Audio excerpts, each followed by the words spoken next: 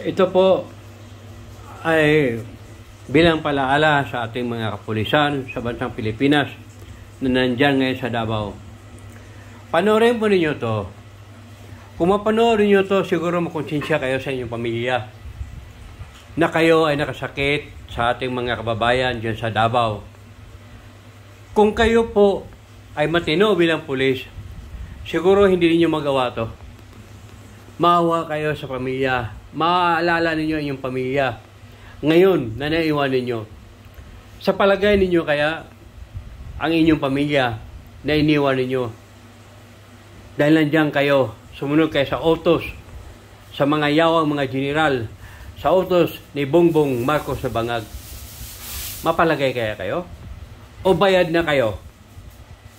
Pero masaya kaya ang inyong pamilya na makakain sa pera na galing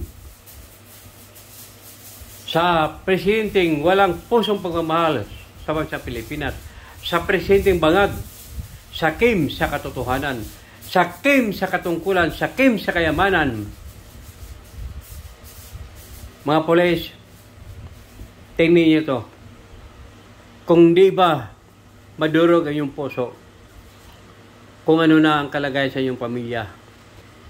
Kung bayad man, kaya masaya kayo dyan, sa palagay ninyo, maluno kaya sa inyong pamilya, lahat kung ano man ang inyong binibigay na galing sa kapangyarihan sa ating bansang Pilipinas na bangag, bayaran.